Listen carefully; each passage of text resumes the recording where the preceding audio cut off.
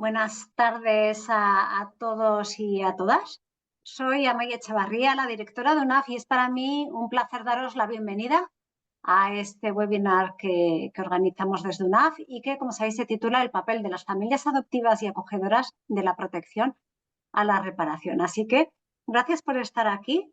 Y antes de empezar, pues quiero presentar un poquito UNAF para contextualizar por qué estamos hoy aquí haciendo este webinar.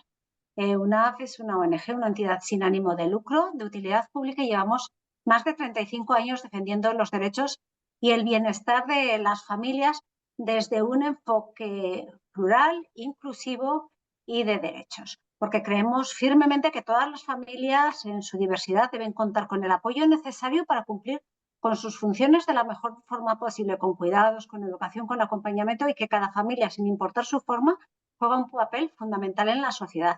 Y por eso defendemos sus derechos y lo hacemos a través de nuestra red. Hay 23 entidades que forman parte de UNAF, todas comprometidas con las familias. Lo hacen desde distintos ámbitos, desde la educación, desde la salud, personas mayores, personas con discapacidad, desde todos los ámbitos. Y esto nos da una gran riqueza de conocimiento a UNAF para hacer incidencia y conseguir políticas públicas y servicios que realmente ayuden a las familias en su diversidad, tanto a nivel nacional como a nivel de Unión Europea. Pero además esta perspectiva, esta amplia visión que tenemos de las necesidades de las familias hace que cuando haya algunos ámbitos que creemos que no están cubiertos, que las familias necesitan, pues desarrollamos proyectos propios. Esto lo hacemos en dos ámbitos. Por un lado, apoyamos a familias y mujeres migrantes o de distintos orígenes y les ofrecemos una atención integral, mediación intercultural y apoyo sobre todo a aquellas mujeres que han sido supervivientes de violencias de género. Y por otro lado, trabajamos las relaciones intrafamiliares, la mediación familiar, y ayudamos a estas familias que están atravesando momentos de conflicto, momentos de vulnerabilidad, y les intentamos pues también apoyar cuando suceden estas situaciones. Lo hacemos de la forma más holística posible. Por un lado, tenemos servicios gratuitos para familias en la Comunidad de Madrid, y por otro lado, pues también intentamos dar tanto a las familias como a los y las profesionales que las atienden herramientas. Por ejemplo, tenemos muchas herramientas, muchos recursos en nuestra página web, también a través de acciones de sensibilización y también a través de acciones formativas como la que estamos haciendo hoy, como este webinar, que estamos haciéndolo dentro de un proyecto que tenemos, Somos Diversas, Somos Familias, con el que intentamos visibilizar los retos que algunas tipologías de familias pueden tener que afrontar y les intentamos también ayudar con estos retos, y que hacemos gracias al apoyo del Ministerio de Derechos Sociales, Consumo y Agenda 2030. Y bueno, como sabéis, el tema por el que nos reunimos hoy aquí nos parece especialmente sensible y necesario: el papel de las familias adoptivas y acogedoras en la vida y en los procesos de protección y reparación. Porque sabemos que estas familias, las familias adoptivas y acogedoras, representan un rol esencial en la vida de niños, niñas y adolescentes que han vivido experiencias de desprotección. Y su acompañamiento puede ser una experiencia profundamente reparadora, brindando seguridad, confianza y nuevas oportunidades de desarrollo. Pero, sin embargo, también somos conscientes de que cuando ese acompañamiento no logra responder adecuadamente a las necesidades emocionales o vitales de la persona acogida o adoptada, pues también pueden surgir algunas dificultades que pueden dejar una huella profunda. Y estas situaciones requieren comprensión, requieren apoyo y requieren también formación especializada. Y por eso este encuentro se centra en esa delicada transición de la protección a la reparación y en cómo las familias pueden convertirse en entornos seguros, estables y sensibles para acompañar estas historias que están muy marcadas por la vulnerabilidad. Así que el objetivo de este webinar es sobre todo abrir un espacio de reflexión, un espacio de aprendizaje compartido donde podamos explorar juntas y juntos estos temas tan relevantes. Vamos a abordar las dificultades más frecuentes que enfrentan las familias adoptivas y acogedoras, y lo más importante, vamos a compartir recursos y herramientas que contribuyen a fortalecer el apoyo desde una perspectiva respetuosa, reparadora y centrada en las personas. Y para ello contamos hoy con dos personas que, bueno, a mí me parecen dos ponentes excepcionales. Les agradezco enormemente su participación y que compartan todo su conocimiento y toda su experiencia con nosotras. Y os presento en primer lugar a Lucía Rabadán. Lucía es responsable de Cora Joven, que es la sección juvenil de Cora, compuesta por personas adoptadas jóvenes. Es también miembro de la Junta Directiva de La Voz de los Adoptados, investigadora social en Taraceas y doctoranda con una investigación centrada en el racismo en familias adoptivas. Y contamos también con Ana María Linares Alonso, doctora en psicología y psicóloga sanitaria. Ana María es autora de la tesis La adopción como elemento de desprotección de la persona adoptada y de la familia adoptiva y colabora activamente con servicios sociales en la formación y acompañamiento a familias adoptivas y de postadopción. Así que a las dos, Lucía y María, os doy la bienvenida, os vuelvo a dar las gracias por compartir todo lo que sabéis y por poner el foco en este tema tan importante. Y a quienes estáis conectadas, os recordamos que al final de las intervenciones vamos a abrir un espacio para poder responder a vuestras preguntas. Las podéis hacer a través de preguntas y respuestas o a través del chat durante las ponencias. Y gracias de nuevo por estar aquí. Espero que esta sesión sea inspiradora, que nos ayude a seguir construyendo familias más conscientes, seguras y reparadoras. Así que doy paso ya a nuestras ponentes, cuando queráis, y muchas gracias.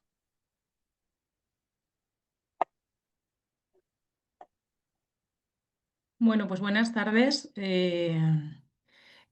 soy Ana María Linares y os voy a presentar un poquito qué es Cora. Es decir, Cora es la coordinadora de adopción y de asociaciones de familias de adopción y acogimiento.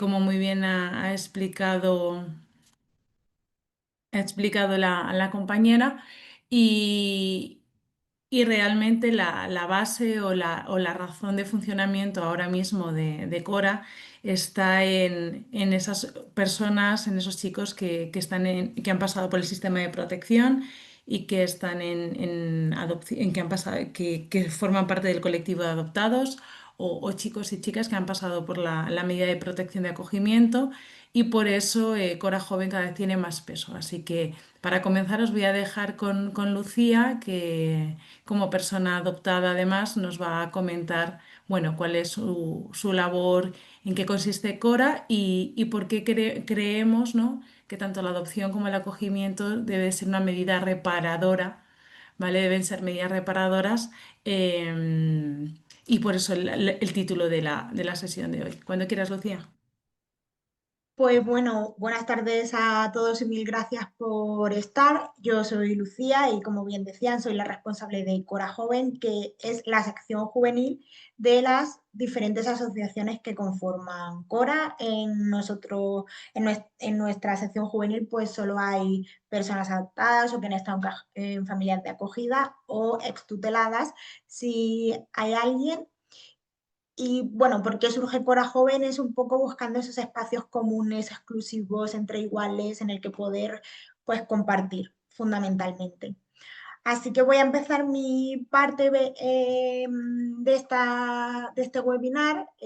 Bueno, yo en mi caso me voy a centrar en esta primera parte en un poco qué es para las personas adoptadas, como las que formamos Cora Joven, ser una familia adoptiva y acogedora, y sobre todo cuál es el papel que en nuestra percepción deberían tener estas familias.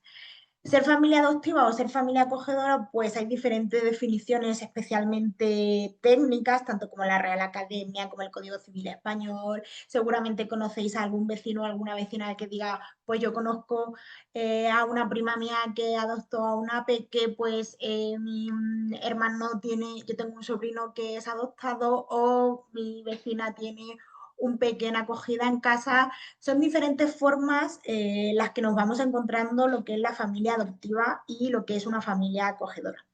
Sin embargo, ser una familia adoptiva o acogedora de una persona que ha formado parte de un sistema de protección, ya sea aquí en España como en adopciones internacionales, implica muchísimo más que simplemente ser una familia adoptiva o una familia acogedora. Y es que ser familia adoptiva o ser familia acogedora va mucho más allá que ser un tipo de familia o formar parte de la diversidad familiar, como conocemos muchos otros tipos. Sino nunca hay que olvidar que en este caso ser familia adoptiva o ser familia acogedora es ser una familia que forma parte de una medida de protección. No es tanto un deseo o una simple forma de formar una familia, como siempre se ha dicho o tradicionalmente se entendía, sino ser familia adoptiva o acogedora es una medida de protección para la infancia. Pero por otra parte, ¿qué significa ser una persona adoptada o en familia de acogida, ¿no? Porque igual que conocemos muchos casos seguramente de familias adoptivas o acogedoras, pues también conoceréis a los hijos y a las hijas de esas familias. Entonces, ¿qué es ser una persona adoptada o en familia de acogida? Antes de empezar con el papel, que sabemos que es el título en el que se enmarca este webinar, sí que queríamos contar un pequeño matices de lo que significa ser una persona adoptada y acogida, porque para entender un poco el papel que tienen hay que entender de dónde parten. Y es que al final todo el mundo, todas las personas, nuestra vida es como un puzzle. La primera parte, la primera ficha y la primera pieza es cuando nacemos y la segunda, o sea, y la última, perdón, cuando morimos. Y además uno de los errores que cometemos normalmente es decir hijos adoptados o biológicos. No, hijos e hijas biológicos somos todos, porque todos nacemos a través de un proceso biológico. Simplemente que algunos solamente son biológicos y otros somos tanto biológicos como adoptados. Pero claro, no es lo mismo en esa primera imagen que muestra el puzzle de la primera ficha de nuestro puzzle muchas veces no está o muchas veces no obtenemos respuesta, que es lo que más nos caracteriza, como a lo largo de nuestra vida nos vamos encontrando preguntas que por regla general, el caso de las personas adoptadas o en familias de acogida no tenemos esas respuestas, que decir que no está y se borra. No, en el caso de las personas adoptadas, nuestra vida es como ese segundo puzzle en el que están todas las piezas, porque todo el mundo tiene las piezas desde que nace hasta que muere, porque el puzzle de la vida es así. Sin embargo, las nuestras está esa primera ficha, pero a veces, como no tenemos esas respuestas, pues está separado, porque tenemos que vivir en esa incertidumbre de no saber ciertas respuestas de nuestros primeros años, nuestros primeros meses, de nuestro embarazo, etc. Sin embargo, muchas veces esto no se ve. Esta parte de la adopción y del acogimiento no se visibiliza ni se reconoce en muchos casos. Lo que se ve muchas veces de una persona adoptada o acogida es, como muestro en ese iceberg, en la parte de arriba.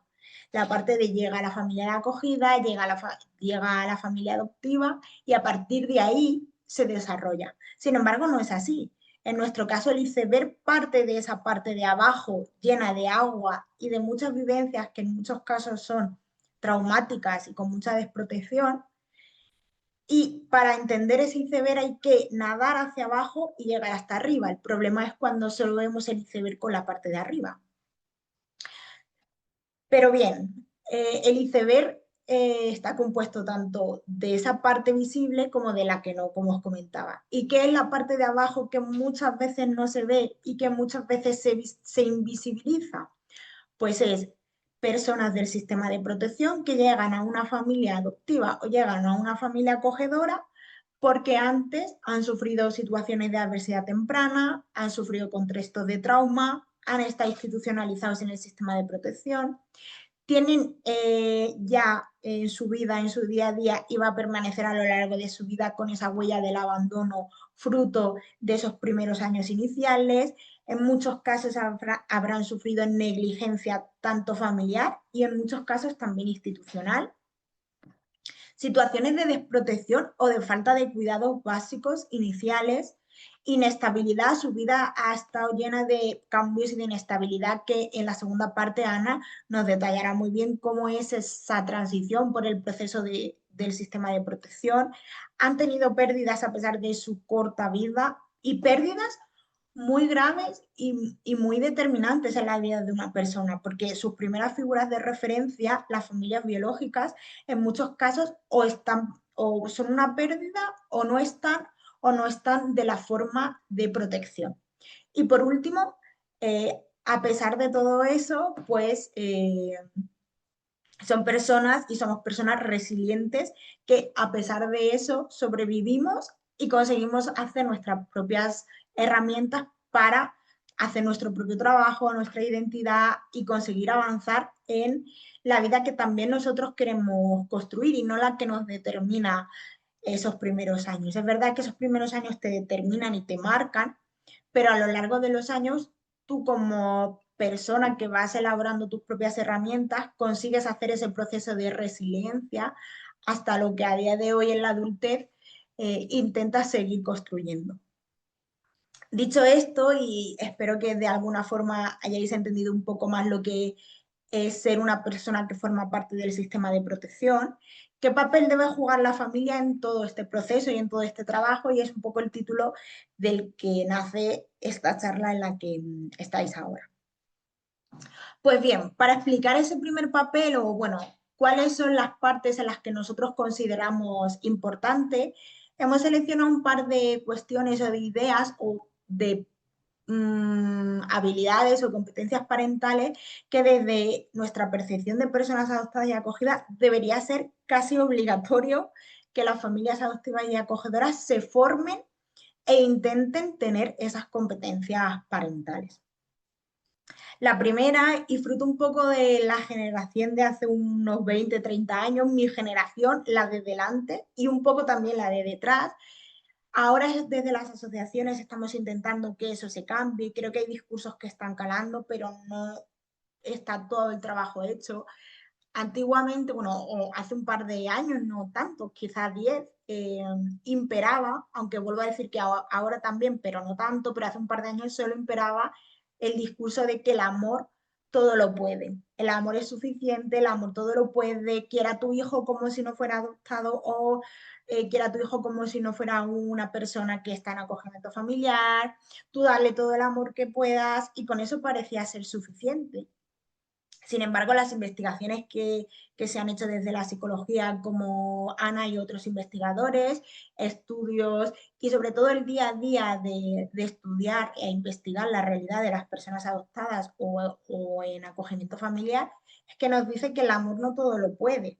El amor no es suficiente, pero sin embargo, el amor también es necesario, no es suficiente, pero sí es necesario porque hace que todo lo pueda, porque hace que las familias intenten abrazar ese dolor del que llegan sus hijos y sus hijas, y el amor al fin y al cabo repara, aunque no borra.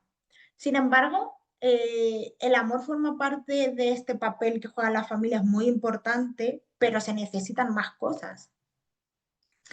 Y en este sentido, ¿qué consideramos que las familias adoptivas o acogedoras deben tener o deben aplicar sí o sí en su día a día con sus familias adoptivas, con sus hijos e hijas adoptadas o con sus hijos e hijas que están en acogimiento familiar?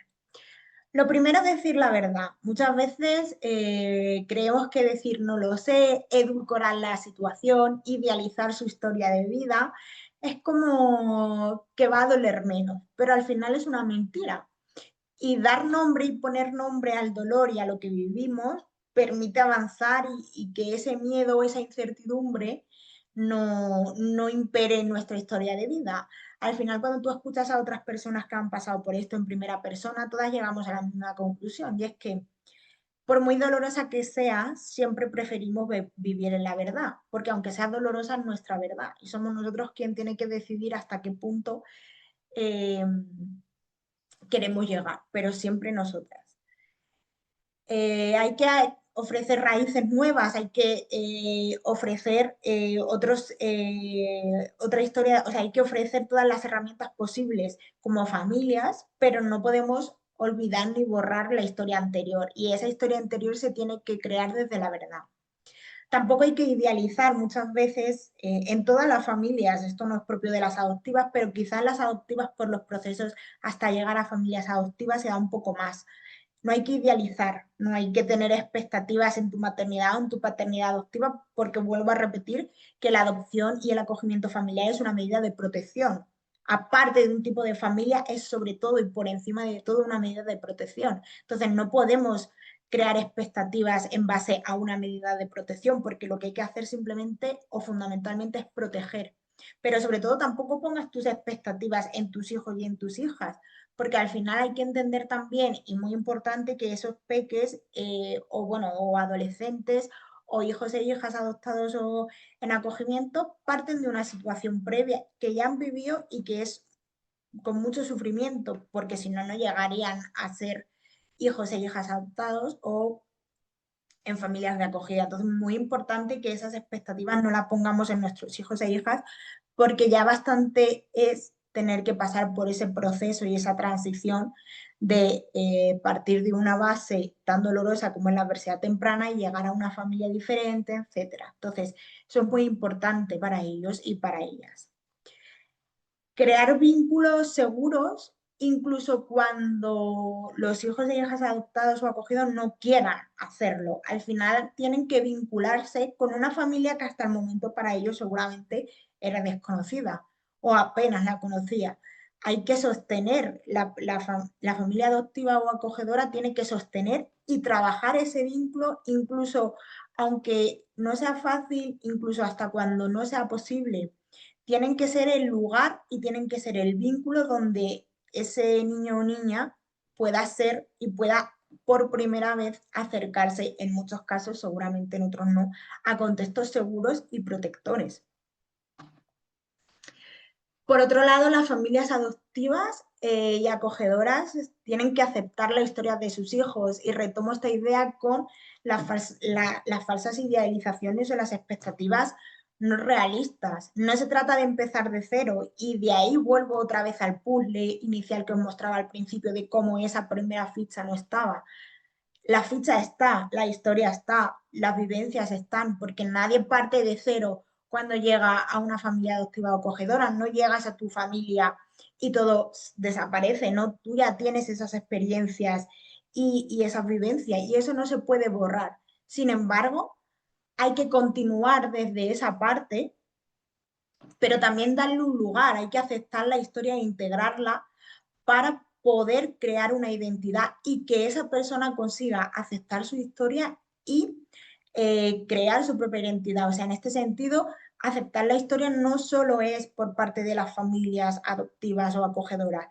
Tienen dos papeles. Uno, aceptar la propia historia de sus hijos, y dos, a través de esa verdad que os comentaba antes, también fomentar y trabajar que ese niño o esa niña acepte su historia familiar, porque muchas veces no es fácil y también muchas otras es muy dolorosa esa historia.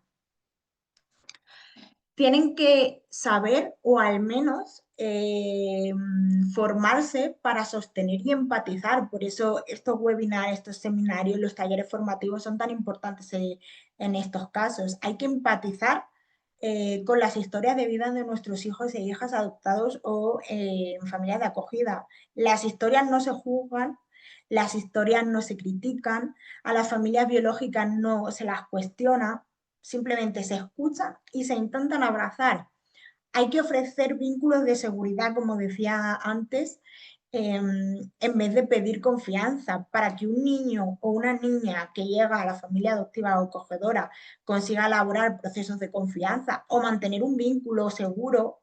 Tienen que sentirse seguros, que parece muy obvio, pero no lo es.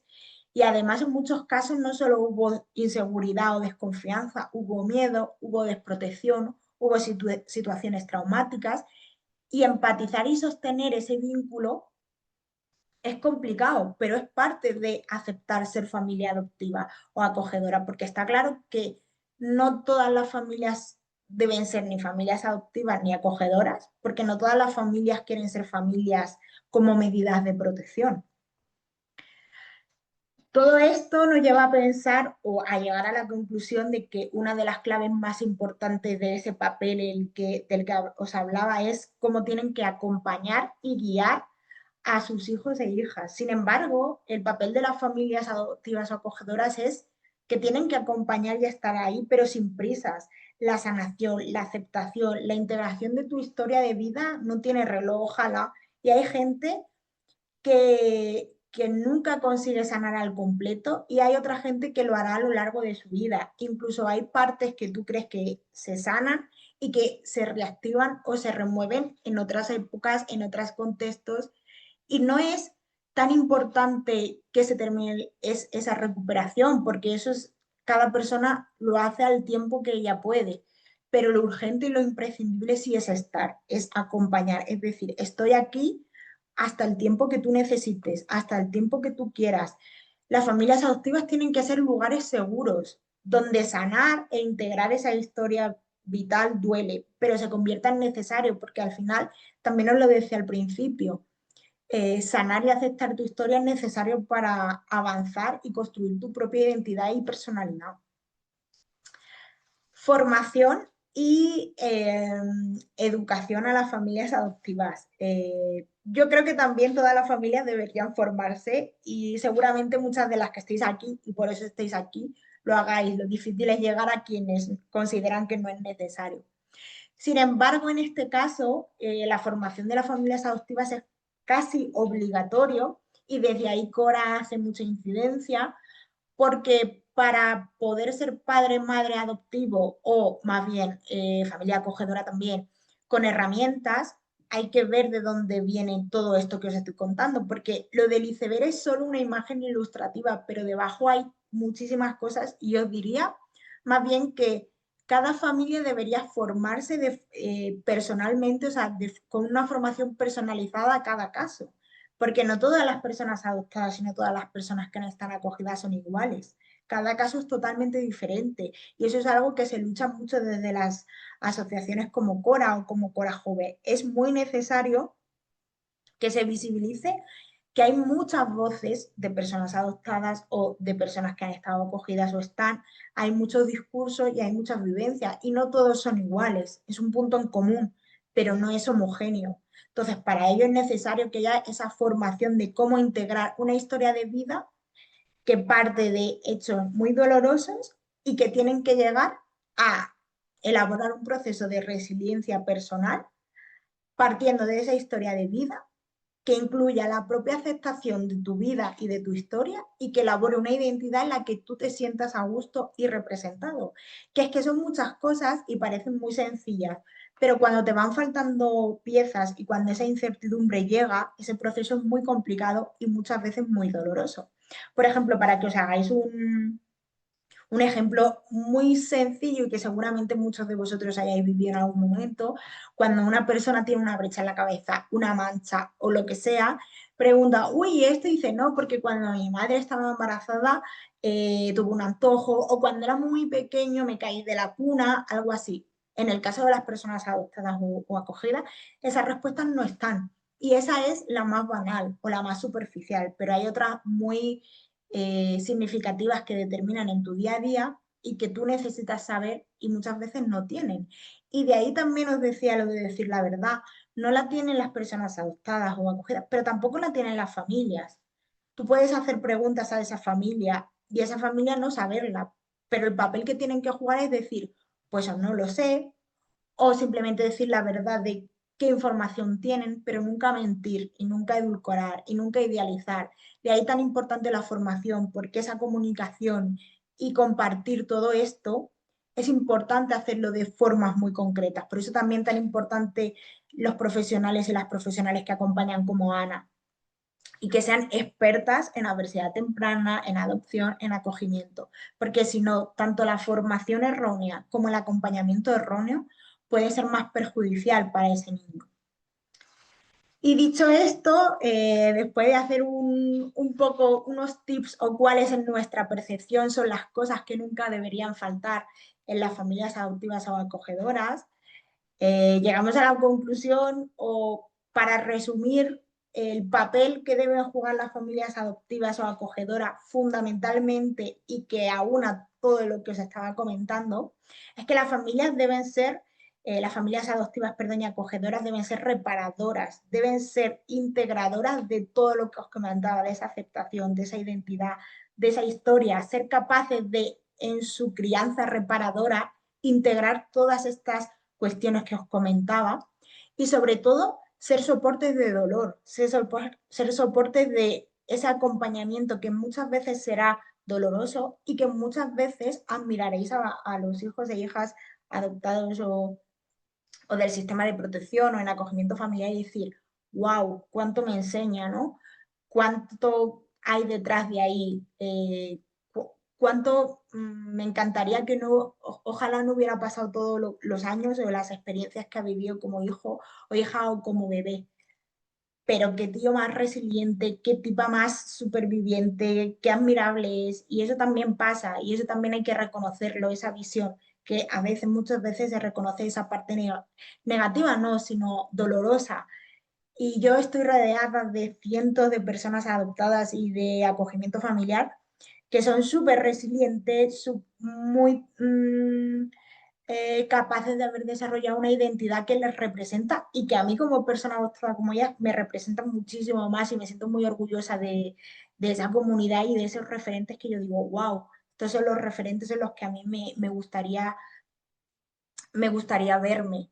Y también mucho de ahí, cuando veo todo esto y cuando me reúno con esa comunidad, veo cuánto de importante es el papel que han jugado sus familias o el tipo de crianza que han tenido, que seguramente ni lo han hecho mejor ni peor, lo hicieron lo mejor que pudieron con lo poco que había antes, porque seguramente ni en la generación de mis padres ni en la de muchos de vosotros había ni formaciones ni todos estos webinars.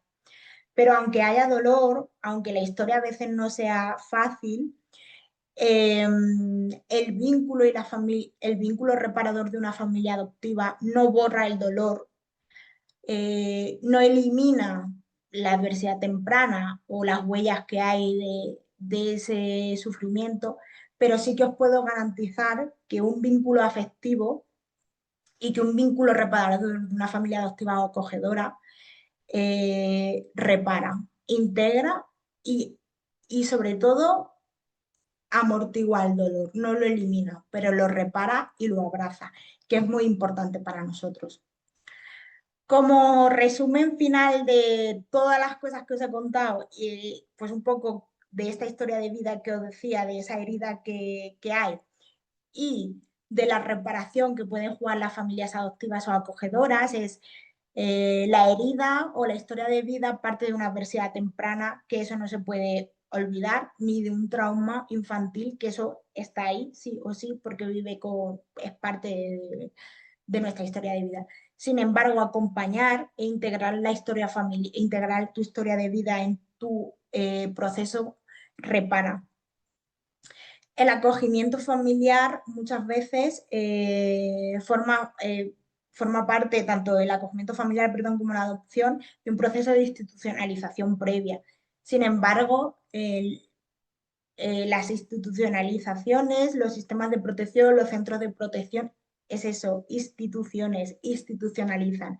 Sin embargo, las familias adoptivas o las familias acogedoras protegen, te dan una estabilidad familiar. Es que es totalmente diferente crecer en una institución que en un vínculo familiar, que en una estabilidad familiar.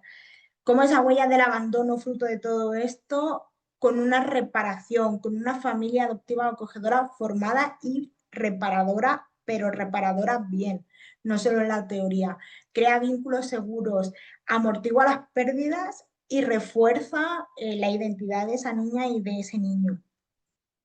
Cuando hay situaciones de negligencia fruto de nuestras historias de vida, la efectividad cura, sana y repara, os lo aseguro. Y cuando viene de un sistema de protección en el que, como su propio nombre indica, seguramente hayas tenido situaciones muy desprotegidas y con mucho maltrato, la familia adoptiva o acogedora, reparadora, te da una seguridad emocional y consigue que en tu adultez, en la medida de que cada uno sea capaz, tengas esa seguridad emocional tan importante e imprescindible en todas las personas, pero en la gente del sistema de protección más.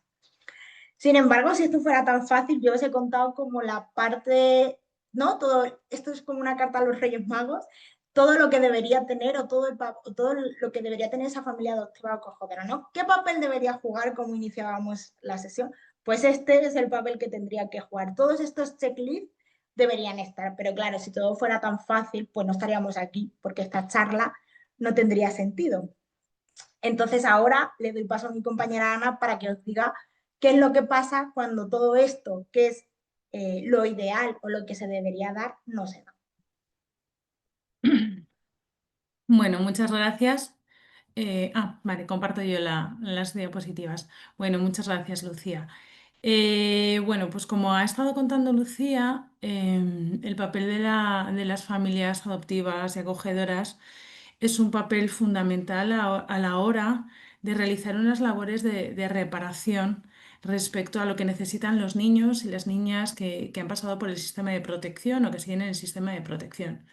Porque está claro que para haber llegado al sistema de protección hay hay unas situaciones que es lo que bueno, comentaba Lucía, de adversidad temprana, que hacen referencia a situaciones muy extremas que lo que van a impedir o van a incapacitar el hecho de que ese niño o esa niña pueda crecer en su entorno familiar de origen de una manera funcional, segura, donde se garantice que se cumplen, ¿no? Que se satisfacen todas sus necesidades de una manera óptima, ¿no? Es decir, cuando un niño, o sea, lo ideal para todos nosotros sería que cada niño pudiera crecer y desarrollarse de una manera segura en ese entorno familiar, pero esto no siempre pasa.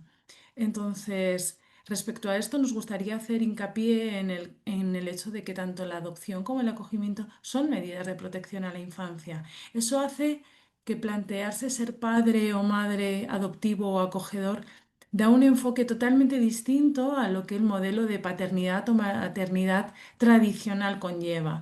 Es decir, por supuesto que tiene que haber una voluntad por parte del adulto de querer involucrarse en el acompañamiento y en el desarrollo de una crianza, ¿vale? Pero tiene que ser partiendo siempre de la premisa de que es una crianza reparadora, ¿vale? Y la crianza de una persona que ya existe, ¿de acuerdo? Y conlleva de manera fundamental la exigencia de una madurez muy elevada por parte de la persona que se plantea esto, porque requiere la madurez de alguien que sea capaz de aceptar de manera íntegra a ese niño, a ese niño o a esa niña que va a formar parte de su vida y de su entorno familiar, ¿no?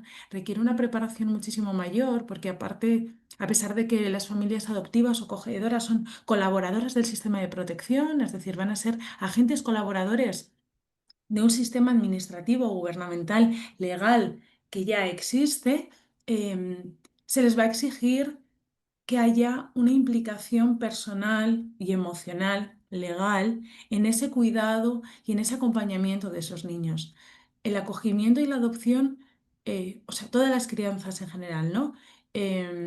Conllevan un trabajo artesanal, es decir, cada vez que nosotros criamos a uno de nuestros niños, lo acompañamos, lo cuidamos como padre o como madre, eh, estamos poniendo a ese niño en el centro para que todo funcione y hacemos ese trabajo de observar, detectar necesidades e ir satisfaciéndolas de una manera muy específica. ¿Vale? Es un trabajo artesanal. Cada uno de nuestros hijos, cuando se produce una crianza funcional, se basa principalmente en eso, ¿no? En un trabajo artesanal, porque podemos tener 2 hijos, 3 hijos, 5 hijos, incluso compartiendo la misma carga genética y sabemos que la genética es muy caprichosa y que dentro de un grupo de hermanos ninguno es igual, ¿no? Y muchas veces hablamos de, no, es que les tratamos igual, no, no es un tema de igualdad, es un tema de equidad, de poder ofrecerle a cada uno lo que va necesitando en cada momento.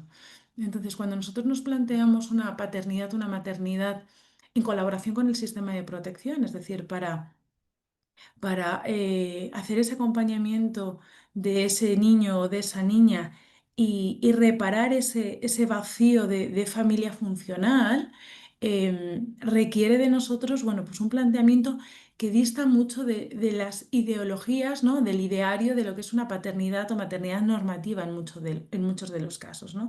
Cuando yo tengo un hijo desde el minuto uno, que conozco todo el proceso de gestación, todo el proceso de embarazo, conozco toda la información y simplemente observo y voy haciendo ese acompañamiento sin ningún tipo de interrogante, porque a mí como padre o madre tampoco me falta ninguna pieza, ¿no? Sin embargo, cuando nosotros nos enfrentamos a un niño que ha pasado por el sistema de protección, vamos a saber que desconocemos muchísima información, ¿no? Em, Lucía ha hablado muchísimo, ha hablado mucho del tema de la identidad, de la falta de ese puzzle, pero es verdad que tras que pasar por el sistema de protección no solo conlleva alteraciones en problemáticas de identidad, sino que muchas veces son procesos tremendamente em, duros y muchas veces muy maltratantes con las propias necesidades del niño, ¿no? Porque aunque seguimos poniendo, consideramos que hay que poner al niño en el centro, al final todo el sistema que gestiona el acompañamiento del niño es adultocentrista y se basa principalmente en coordinar las necesidades del adulto, ¿no? Es decir, los padres hacen muchas veces una solicitud, hacen un ofrecimiento de adopción en función de las características que ellos consideran que pueden ofrecer, pero muchas veces es en función de los deseos que ellos tienen. La organización del sistema de protección está marcado por unos horarios laborales, unos derechos laborales, por supuesto que tienen que existir, pero que muchas veces no coinciden con las demandas o las necesidades de los niños, ¿no? Y todos los recursos que hay muchas veces están más amoldados a lo que son las necesidades de los adultos, o a lo que priman los protocolos y los planteamientos adultos que lo que son las necesidades del niño. Cualquiera de nosotros que haya visto cómo es una crianza de cerca sabe que si el niño llora a las 3 de la mañana uno se tiene que levantar para atenderlo. No vale decir es que no es mi hora o es que es mi hora de descanso, es decir, nos tenemos que levantar. Bueno, pues el sistema de protección al final, dentro de él colaboran muchas personas que están organizadas de una manera como muy técnica y eso hace que la atención a esas necesidades personales o emocionales que requiere el niño cada vez que hace una demanda no se atiendan adecuadamente. Y de esos polvos, estos lodos, es decir, cuando ese peque llega a un entorno familiar, em, va a llegar con todos esos daños ocasionados por, bueno, pues, por unas atenciones que no siempre han sido personalizadas, cuidadas, como se realizarían en un entorno familiar. Por eso cada vez insistimos más en que los centros residenciales tienen que ir dando paso a esos modelos de intervención familiar, ¿vale? A esa colaboración de los entornos de familia acogida y adoptiva. Bueno, aquí pongo un poquito unas pinceladas de lo que es la adversidad temprana, ¿vale? Y hacer referencia a ese conjunto de expectativas de experiencias negativas, estresantes o traumáticas que acontecen a la infancia. Para que un niño llegue al sistema de protección es porque su entorno familiar es disfuncional por alguna razón y no puede hacerse cargo de manera eficiente y autosuficiente de sus cuidados, garantizando la integridad del niño. Eso significa que puede haber situaciones de negligencia,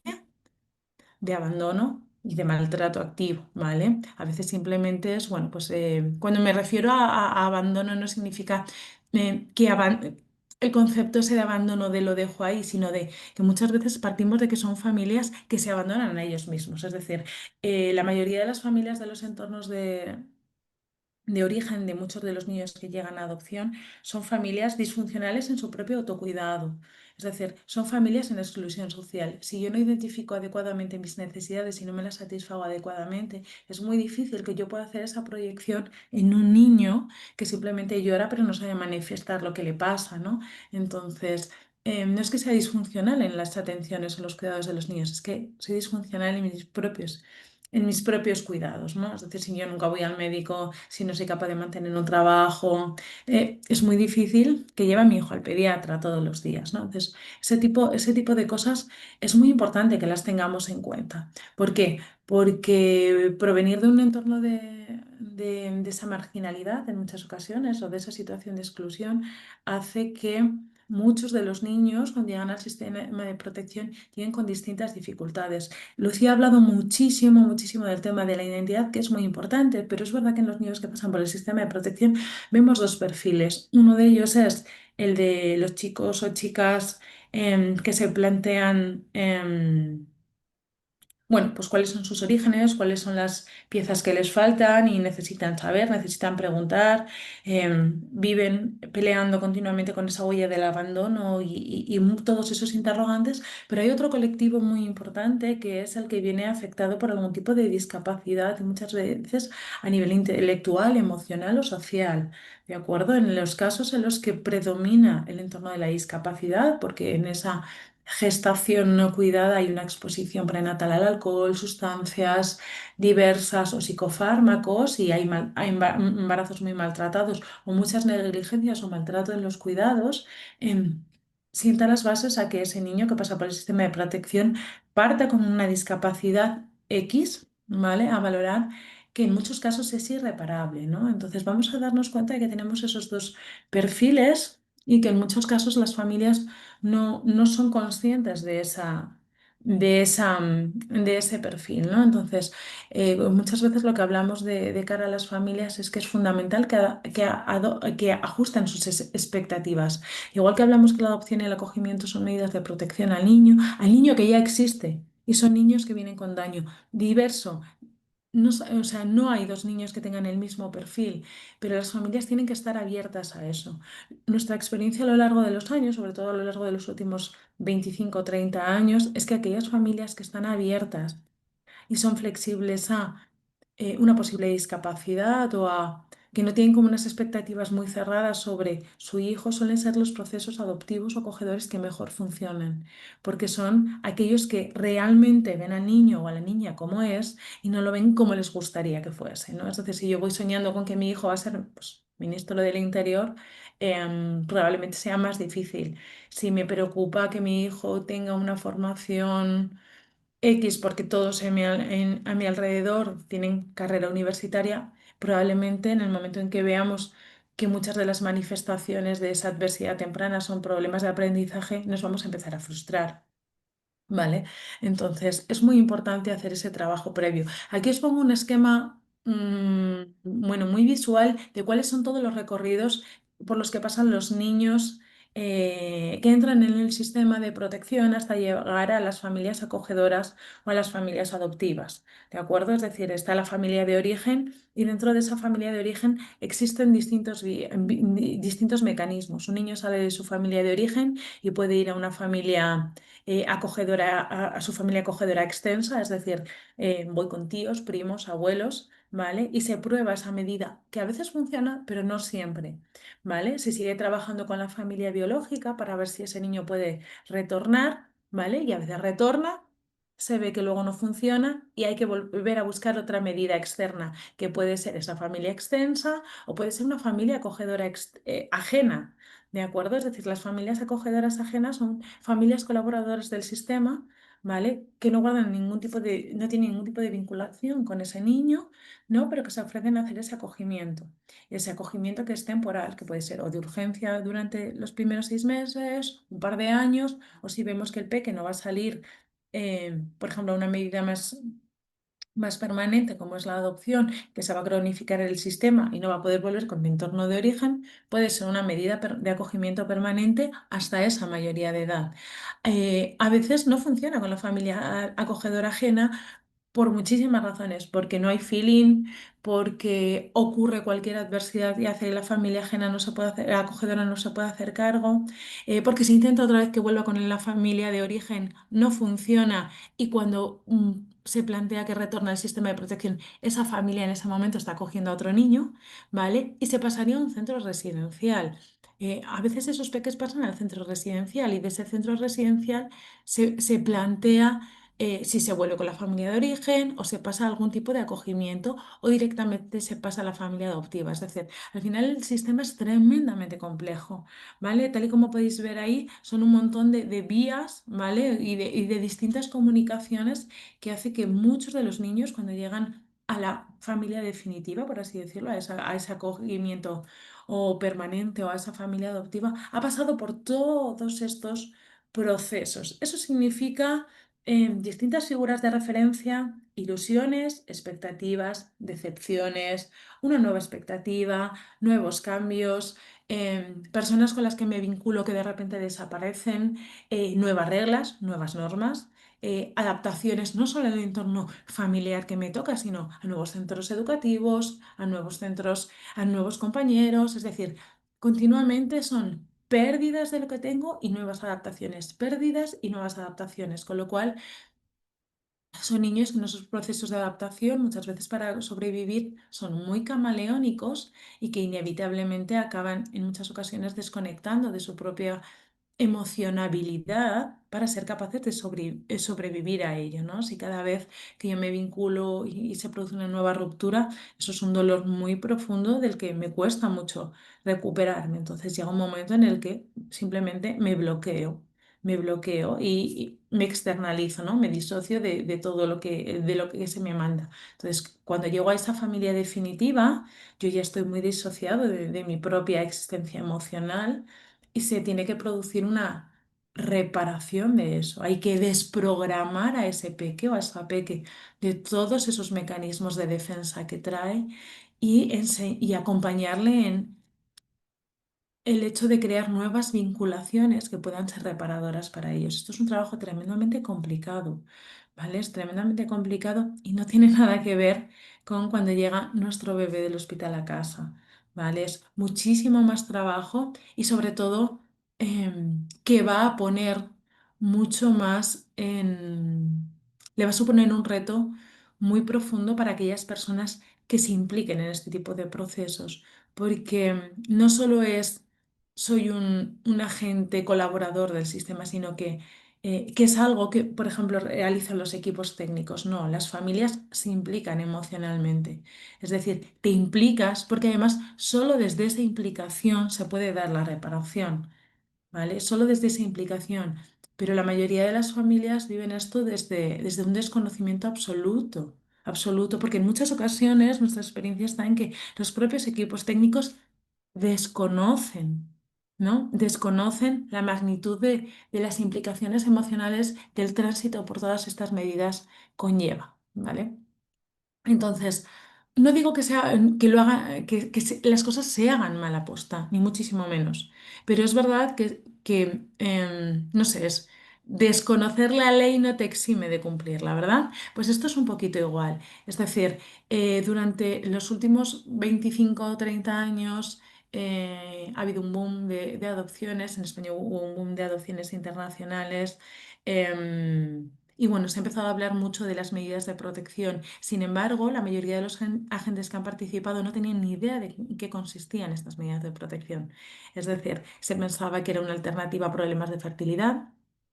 De los propios técnicos lo han visto así durante mucho tiempo. Es decir, primaba más el ideario social y el estado romántico, ¿no? Que muchas veces vemos en novelas, en películas y demás, de lo que son esos procesos, que lo que la propia legislación establecía como medida de protección a nivel nacional o a nivel internacional. Es decir, que al final los derechos del niño en esta materia están recogidos a nivel internacional en un montón de estatutos y en un montón de legislaciones, ¿no? En- a, a nivel global, ¿no? Entonces, durante muchos años esto no se ha tenido en cuenta y hay muchas cosas que se han hecho mal. Las familias desconocían completamente en qué procesos estaban, los profesionales a los que acudían tampoco teníamos ni idea exactamente de todo esto que estaba pasando, ¿no? Y incluso muchas veces se han aconsejado este tipo o sea, planteamientos erróneos, ¿no? O sea, desde decir a un niño, un psicólogo, por ejemplo, si no te portas bien, tus padres te van a devolver, o que un psicólogo a una pareja con problemas de fertilidad le recomendase adoptar, ¿no? Es decir, cuando sabemos que no tiene nada que ver, ¿no? Pero eso han sido procesos que hemos ido aprendiendo a lo largo de los años y que, bueno, pues efectivamente, mientras hemos aprendido, ha habido mucha gente que se ha visto afectada, ¿no? Y ha vivido procesos tremendamente dolorosos, ¿no? Tremendamente dolorosos, tanto por los chicos y las chicas como por las propias familias que se han visto sumamente desbordadas por las situaciones, ¿no? Porque como hablaba antes, hemos visto discapacidades invisibles que se han confundido con problemas de conducta o de comportamiento durante muchísimos años. Hemos visto presiones familiares y problemas de identidad que se han traducido en la necesidad de búsqueda de ansiolíticos de todo tipo. Cuando hablo de ansiolíticos no son ansiolíticos solo legales, sino hablo de sustancias, adicciones de distinto tipo, es decir, cualquier cosa o cualquier mecanismo que a mí me permita evadirme como chico o chica de toda esta realidad que no soy capaz de entender, ¿no?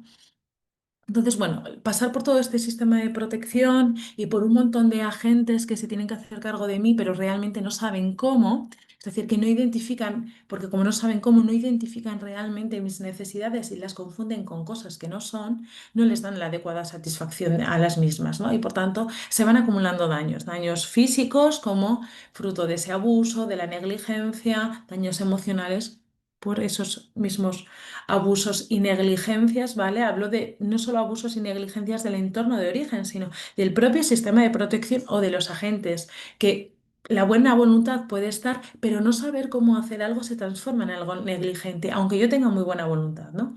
Y entonces al final eso va haciendo que vayan siendo daños que se van acumulando, acumulando, acumulando, ¿no? Y además tenemos que entender que formamos parte de un sistema que es muy rígido y que no siempre es comprensivo con las necesidades del niño. Es lo que antes decía, ¿no? Al final funcionamos con horarios, funcionamos con sistemas de vacaciones, funcionamos con un montón de cosas donde prioriza, ¿no? Em, bueno, pues todo eso que la ley recoge y que yo como adulto puedo reclamar, porque el niño que se estén incumpliendo sus derechos, él no puede reclamar. O no puede reclamar si no hay un adulto que le acompaña. ¿No? Es decir, los niños no saben que tienen derecho de denuncia, ¿no? Y además requieren del apoyo, del acompañamiento de un adulto para hacer esa denuncia. Con lo cual son los sujetos más vulnerables de todo el entorno poblacional, ¿vale? Entonces, tenemos un sistema tremendamente rígido a todos esos niveles, ¿no? Es decir, en cosas como, por ejemplo, muchas veces que lo ponemos de ejemplo, ¿no? Es de un niño que está en un centro residencial, hoy es su cumpleaños y va a soplar las velas después de comer y va a ser a las 2:30 de la tarde y está deseando que su educador favorito se quede a verle soplar las velas, pero dice, ay, pero es que yo salgo a las 2. Pues nada, ya me cuentas mañana cómo ha ido el soplar las velas. ¿No? Es decir, al final nos damos cuenta de que no siempre ese peque o esa peque lo ponemos en el centro de todas nuestras historias, ¿no? Y que habitualmente esto ocurre o puede ocurrir, pero si el niño cuenta con un entorno seguro, existen otras situaciones que lo puedan compensar, pero no es el caso de estos peques, ¿no? Es decir, al final este tipo de acontecimientos que nos puede pasar a todos, que yo me puedo ir y no ver soplar las velas a mi hija hoy, lo puedo compensar con otras muchas cosas, pero en el caso de estos peques, eso no es posible. Entonces, bueno, ¿qué es lo que requieren los chicos que pasan por el sistema de protección? Bueno, pues un poco lo que he comentado antes, Lucía, mucha seguridad, vinculación, aceptación e incondicionalidad. Estar presente siempre, esa incondicionalidad. No, es que me contesta mal, no, es que me está diciendo. Pero tienes que seguir ahí, porque el elemento reparador es el que se mantiene ahí. No significa que no tengas que poner límites. Ojo, hay que ponerlos. Y tienen que ser unos límites acordes con los límites que se va a encontrar en el mundo exterior, igual que en cualquier crianza. Pero es verdad que este niño o esta niña al que nadie ha enseñado a regular de pequeño va a seguir teniendo esas mismas pataletas, esos mismos llantos que podría tener de bebé, pero que nadie le enseñó a regular, ¿vale? Porque a nivel neurológico eso no se ha trabajado tampoco. Entonces, la incondicionalidad es la base a la hora de crear cualquier elemento de seguridad o relación segura, el mantenerme siempre presente, constante, coherente e incondicional. Esos son los elementos fundamentales en los que se va a basar cualquier tipo de relación segura. No, es que quiero hablar con él y me hace, "Hmm". Bueno, pues te hace, "Hmm", pero tú llegas y dices, buenos días, ¿no? Es que esto es muy desagradable que solo te conteste, "Hmm". Bueno, pero es que tú como adulto, ¿qué es lo que tienes que hacer? Es decir, ¿quién es el adulto en esta relación? ¿No? ¿Quién es el adulto en esta situación? Eres tú, ¿no? Entonces, no puedes dejarte arrastrar, ¿no? por provocaciones o por comportamientos que tú no llegas a entender. Es decir, al final lo que se necesita en el sistema de protección son adultos muy capaces, muy conscientes y que sepan dónde están. Por eso la preparación y el acompañamiento, no solo formativo, sino también emocional, es una garantía muy importante de que el proceso vaya a ir bien. Es decir, adultos que se conocen, que hacen un ejercicio de, pues eso, de conocimiento y de reparación, que saben cuáles son sus puntos más débiles, saben dónde flaquean y aprenden a identificarlo y a prepararse para que si en algún momento esa relación personal les tambalea, sepan dónde se pueden agarrar. ¿De acuerdo? Nadie puede ayudar a sobrevivir, a sujetar a alguien que se cae si está en un punto inestable, ¿no? Es decir, eh, si tú no sabes nadar, no puedes ser socorrista o tirarte al río a salvar a alguien, ¿no? ¿Por qué? Porque os ahogáis los dos. Pues esto es igual, es decir, para hacer una buena reparación emocional necesitamos adultos sanos a nivel emocional. Sanos a nivel emocional y que sepan detectar cuando algo les afecta y sepan pedir ayuda. Es decir, no pedimos personas perfectas, pero sí personas con la humildad suficiente para hacerse una reflexión crítica sobre sus propias limitaciones a este nivel, porque solo desde ese punto de vista esto va a funcionar y va a salir adelante. Si siempre proyectamos que la culpa es del chico porque viene herido, porque tiene problemas, porque le cuesta, porque tal, vamos a focalizar como todos los recursos en él y el problema en él. Y le vamos a llevar a terapia, que probablemente lo necesite, pero también es verdad que en muchas ocasiones se echa de menos el ejercicio del adulto de decir, vale, ¿y estoy haciendo yo algo mal al respecto? Es que yo esto no sé cómo hacerlo. Y se pide ayuda, ¿no? Es decir, al final ese ejercicio de humildad, incluso el verbalizar con el chico o la chica de cómo quieres que te ayude o no lo sé hacer, o que el chico o la chica vea que sus padres piden ayuda, ese ejercicio de humildad al final relaja mucho la situación y permite seguir confiando, ¿no? Porque hace como que, bueno, pues que esa responsabilidad queda dividida y genera la sensación de equipo. Estamos aquí todos para conseguir que esto salga adelante. No simplemente estoy yo aquí para decirte que tienes tú que salir adelante, ¿no? Es decir, no podemos seguir focalizando en ese chico o en esa chica la responsabilidad de toda su historia, porque no la tiene. Porque no la tiene. Es decir, al final, cada vez que un niño o una niña entra en el sistema de protección, es un fallo del sistema completo, de la sociedad completa, ¿no? Es decir, porque si se hubiera intervenido adecuadamente, probablemente con esos entornos familiares, no hubiéramos llegado a esa situación, ¿no? Entonces, al final es una responsabilidad social y global, ¿de acuerdo? Entonces, aquellas personas que se deciden por este tipo por ser colaboradores externos y hacer este tipo de apoyos, tienen que ser conscientes de que se van a enfrentar a ese tipo de situaciones, ¿no? Se requiere muchísimo tiempo, esto no es de hoy para mañana, es decir, es un proceso a lo largo de toda la vida. Tienes toda la vida para tratar de reparar los daños que se generaron en ti en esos primeros años. Entonces, no hay un reloj, no hay una programación, no hay un límite de tiempo, porque además las heridas aparecen o reaparecen, los dolores reaparecen en distintos momentos. Yo me rompí el brazo cuando tenía 3 años y cada vez que hay un cambio de temperatura digo, ay, ¿por qué? Porque sigue quedando ahí, ¿no? Bueno, pues a nivel emocional nos ocurre lo mismo, ¿no? Vamos a enfrentarnos a lo largo de la vida a distintas relaciones, momentos, situaciones que nos van a volver a poner a generar esa sensación de, ay, nos van a recordar que esas heridas siguen estando ahí, ¿no? Tener en cuenta, bueno, pues eso, cuáles son las falsas ilusiones que muchas veces tenemos. La familia no siempre es la solución, ¿vale? Hay chicos que incluso están tan dañados que un entorno familiar no funciona. Lo digo porque también hemos visto familias que han peleado como jabatas y, y no era una medida para los chicos, ¿vale? Por el nivel de daño que podrían tener, ¿no? Entonces, bueno, las familias no siempre son la solución para los chicos de protección, pero es verdad que cuando se seleccionan familias hay que elegir muy bien esas familias, ¿vale? Y hacerles un muy buen acompañamiento. No se pueden seguir solas o desorientadas en ningún momento y hay que escucharlas. Por supuesto, la hiperestimulación y hacer una vida normal no es síntoma de recuperación, ¿vale? A veces creemos es que como viene muy dañado, venga, terapia, terapia, terapia, cuanto más rápido, antes funciona todo, ¿no? Eso de hecho es un maltrato, es decir, la hiperestimulación es un maltrato.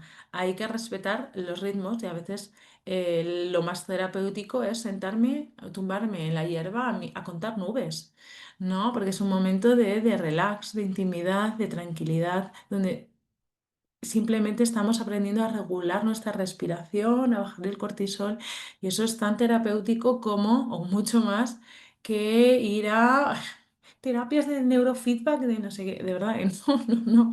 Lo más sencillo muchas veces es lo mejor, ¿no? Y luego fundamental siempre los diagnósticos, es decir, hacer una buena valoración, sobre todo de la discapacidad o dificultades en la autonomía. Es fundamental. Durante muchísimos años se ha hablado de que los chicos, fruto de todos estos años, acudían con un diagnóstico de retraso madurativo y era y cuando terminan de madurar. El retraso madurativo es crónico, crónico, con trabajo, con estimulación, con terapia y con el trabajo constante en muchos hábitos. Hay ciertas cosas que se pueden reparar, pero a veces no.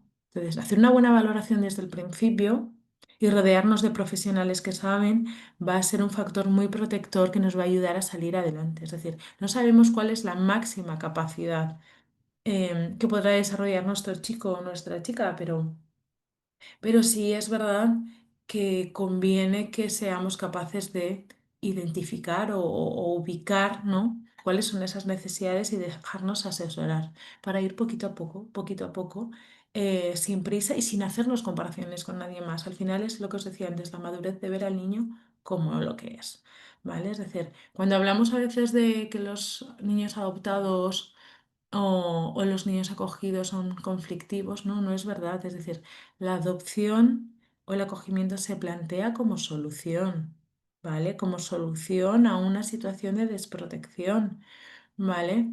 Pero no es solo la solución, sino que tiene que haber una buena reparación, ¿vale?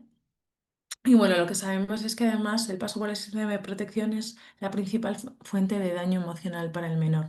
No solo es la separación del entorno de origen, que ya tiene lo suyo, sino que además las malas praxis continuas, ¿vale? Muchas veces inconscientes, porque lo que se está tratando es en muchas ocasiones el retorno con el entorno de origen, muchas veces son los factores más dañinos a nivel emocional para nuestros chicos o nuestras chicas. Y el Estado es responsable subsidiario de esto, ¿vale? Igual que tengo un seguro a terceros en mi coche y aunque yo no lo quiera hacer mal, si doy un golpe a alguien, eso lo tengo que cubrir. El Estado sigue siendo subsidiario porque es su propia forma de ver la ley, es decir, que lo desconozcas no te exime de responsabilidad, que el Estado no sepa que está generando un daño a los niños o que no haya hecho las cosas sin pleno conocimiento, no le exime de esa responsabilidad. ¿Vale? Bueno, aquí tenemos algunas de las manifestaciones clínicas más habituales de los chicos y chicas de protección: daños neurológicos, vinculares, relaciones sociales, a nivel de relaciones emocionales y de intimidad, identitarios, problemas de autocontrol, ansiedad y estrés generalizados, bueno, distintos trastornos de personalidad, autolesiones, etcétera, ¿vale?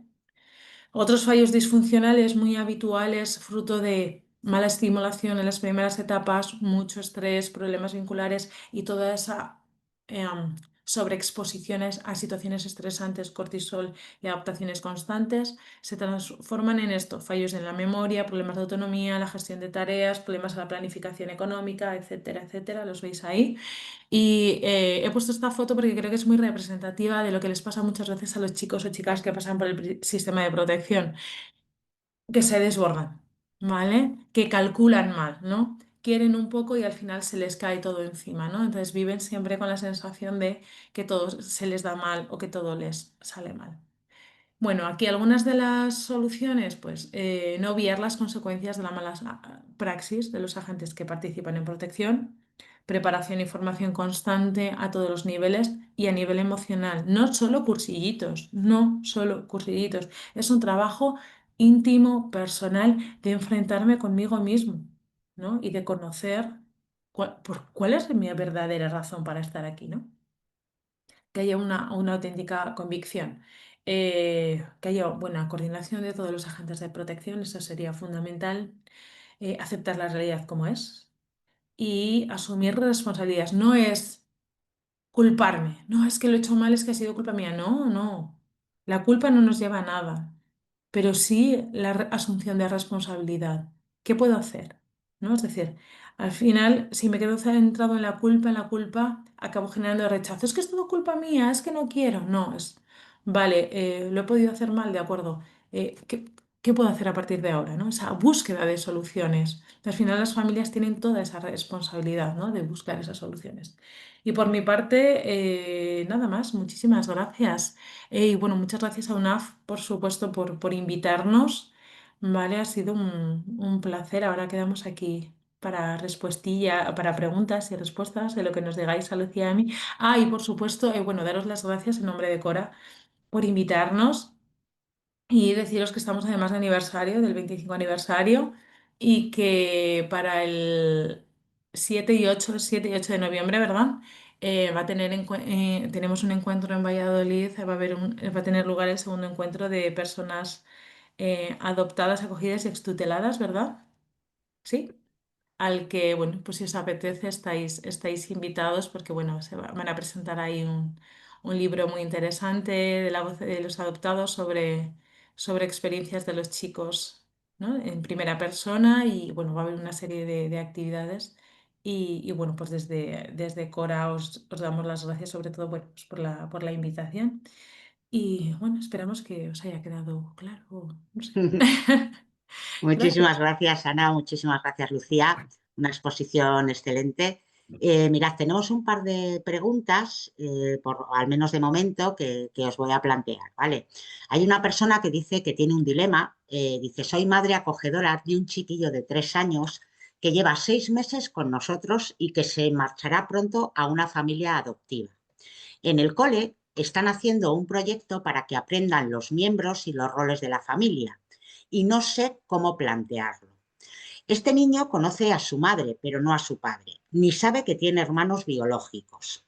No sé si ponerme en el proyecto como madre y presentarnos como su familia actual, porque ahora, desde los servicios de protección, nos piden que les digamos que no lo somos.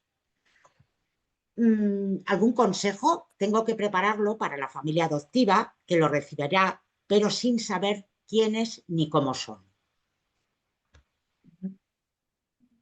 Eh, mm, Tengo curiosidad por saber por qué los técnicos consideran que no tienen que decir que son su familia si lo son a nivel legal ahora mismo. Es decir, eh, me genera como mucho estupor al respecto. Eh, Otra vez más, o sea, me refiero, al final la realidad del niño es que esa es su familia acogedora en este momento. Entonces, dentro de lo que son las funciones del entorno familiar, claro, a mí, por ejemplo, desde el cole no sé cuál es la perspectiva, pero las funciones de los entornos familiares, ¿cuáles son?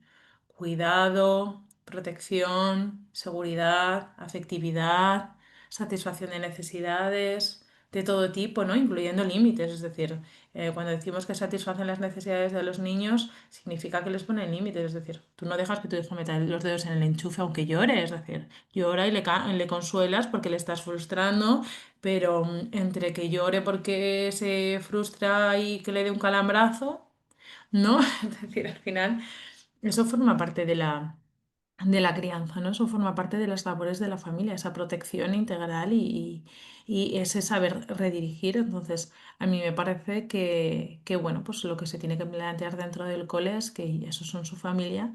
Creo que se puede hablar de que son su familia acogedora y que eso significa que le están cuidando hasta que vaya a una familia adoptiva, que se supone que es lo que está sobre la mesa, ¿no? Y es lo que va a hacer. Entonces, yo no entiendo cuál es la parte de ocultar eso o de querer taparlo. Sobre todo porque si lo que queremos es que el niño integre bien su historia de vida, con esa misma naturalidad con la que con la que se ha dado el proceso, debería tratarse, ¿no? Es decir,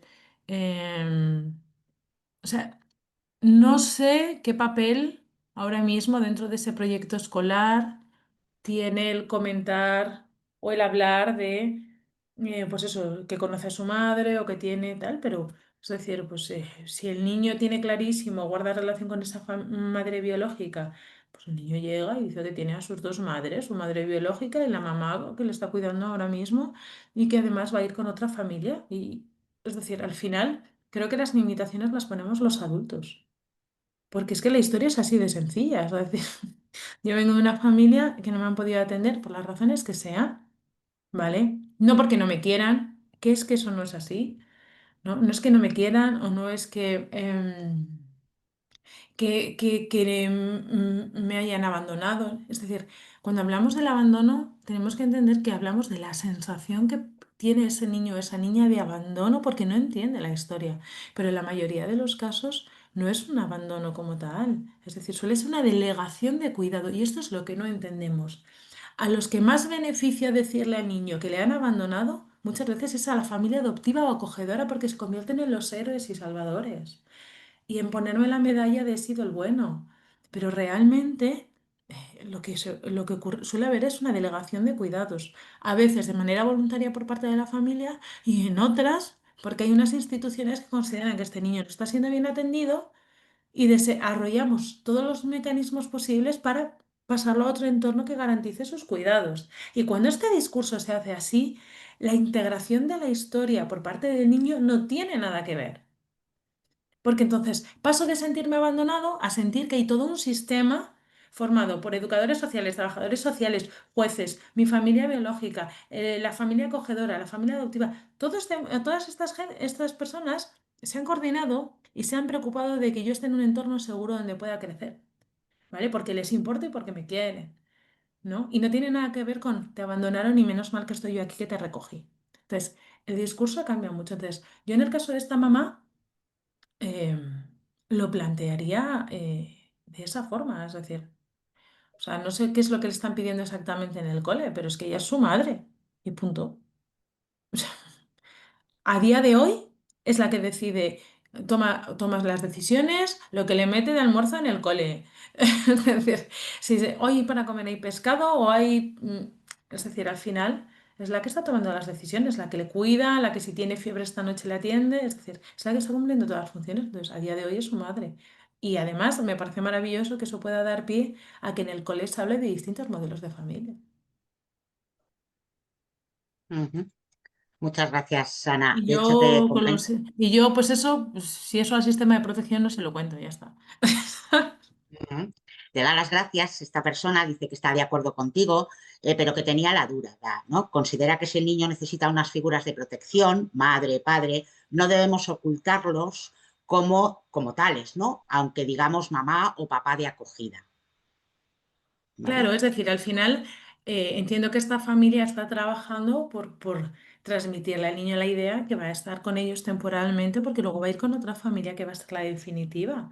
Y eso es un proceso. Y claro, ahí la familia acogedora es verdad que tiene una gran responsabilidad porque va a ser los que le van a allanar el camino a esa familia adoptiva, ¿no? Y ahí Ujú. las familias acogedoras hacen un currazo que es maravilloso porque una familia que eso lo trabaja muy bien facilita un montón y además luego puede generar como muy buena sintonía. Es que forma parte de la historia del niño, es decir, ninguna historia tiene por qué ser traumática si se acompaña bien y se trabaja bien. Al final es la tuya y cada uno tenemos la nuestra, ¿no? Ujú. Entonces, ¿cuántos niños hay que están en su entorno familiar biológico de siempre y son familias, pues eso, de portada de revista, de puertas para afuera y luego son tremendamente disfuncionales dentro? Entonces, y tú dices, no, mi familia es tal, pero luego es tremendamente traumática.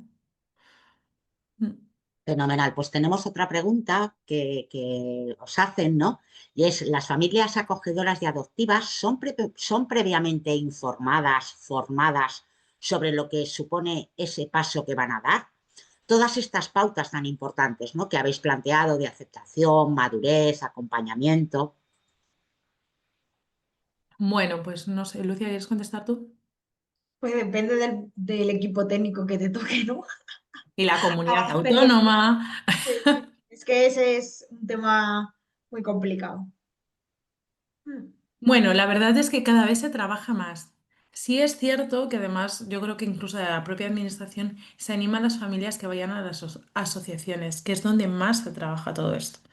¿Vale? Es decir, hay familias, creo que al final parte mucho también de la responsabilidad individual de cada uno, ¿no? Es decir, de querer saber, es decir, al final los cursos de formación son obligatorios, pero muchas veces son muy cortitos, muy superficiales, simplemente te sitúan, ¿no? Todo lo que quieras conocer a partir de ahí muchas veces ya es como responsabilidad tuya.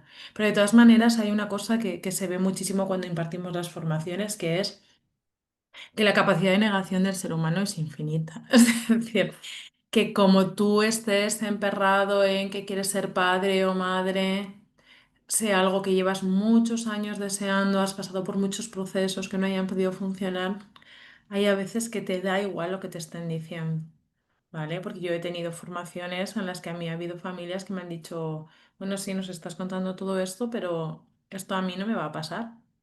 Porque nosotros vamos a adoptar un bebé sano, porque tenemos unos amigos que han adoptado y nos vamos a ir a, yo qué sé, a no sé qué país que nos garantizan. Y yo les digo, eso no es así, no hay garantía. Y sabemos que el perfil de los peques que llegan a protección son perfiles de niños, bueno, pues que las atenciones iniciales no han sido correctas, entonces desconocemos un montón de cosas. A nosotros eso nos va a pasar. Entonces, claro, cuando te enfrentas a esa situación es muy complicada. Es verdad que esa es la primera formación y que luego se pasa a unas valoraciones de idoneidad donde los equipos deberían detectar esas limitaciones. Deberían detectar, ¿no? Y deberían detectar, bueno, pues la madurez de la familia y la proactividad a entender la historia del niño, ¿no? Es decir, hasta hace muy poco todas las adopciones eran cerradas, ahora mismo ya se habla de adopciones abiertas y a mí personalmente me parece que incluso una familia que nos ofrezca para hacer una adopción abierta no debería adoptar. A mí, a nivel personal. ¿Por qué? Pues porque una adopción abierta significa tener relación con mi familia acogedora, por supuesto, o con los educadores que han podido estar cuidando a mi hijo en el centro, por supuesto, pero estar abierto a hermanos, padres y sobre todo a aceptar que hoy en día con esto una adopción se abre en 3 minutos. Entonces, uno tiene que estar preparado para ese tipo de situaciones y no siempre las abres tú, es decir, aunque la ley considera que el abrir una adopción o hacer la búsqueda de orígenes es un derecho de los chicos, que obviamente lo es, hay muchas variables que no conocemos o que no controlamos, como que puede ser pues, que de repente la familia decida abrirla o hermanos y se pongan en contacto con tu hijo cuando tal. Es decir, al final hay muchas variables que no manejamos y la flexibilidad siempre va a ser, y la capacidad de adaptación de la familia siempre va a ser una de las herramientas más potentes que va a tener para hacer un buen acompañamiento de su hijo, desde luego. Ujú. Pues Ana María y Lucía, no tenemos ninguna pregunta más, estamos en tiempo. Yo os quería agradecer muchísimo vuestra exposición, ¿no? Que me quedo con la idea, ¿no? Que nos habéis transmitido, ¿no? De transformar, ¿no? Esa adversidad temprana de los niños y de las niñas, ¿no? Para que el proceso de adopción y de acogida con familias sean con familias reparadoras, ¿no? Familias integradoras y también soportes de dolor, ¿no? Que es algo bueno, que habéis señalado a lo largo de vuestra exposición. Muchísimas gracias insisto, ¿no? Por vuestra claridad, por vuestra cercanía, por vuestra exposición. En el chat os están dando muchísimo las gracias. Sí que les pedimos, por favor, a los asistentes que una vez que se vayan a desconectar, aparecerá un cuestionario de satisfacción y os pedimos, por favor, que lo cumplimentéis. Es muy cortito, es breve y además es anónimo y así le podemos dar un feedback tanto a Ana como a Lucía. Y también recordarles que, bueno, pues que van a tener en el canal YouTube UNAF este taller, este webinar, porque nos lo han estado preguntando en el chat y próximamente, ¿no? Lo antes posible lo tendrán disponible para volverlo a visualizar. Pues nada, por nuestra parte, muchísimas gracias, insisto, muchas gracias a las personas que habéis estado al otro lado de la pantalla y nos vemos próximamente en nuevos talleres online aquí en UNAF. Gracias. Muy bien, gracias. Mil Gracias. gracias.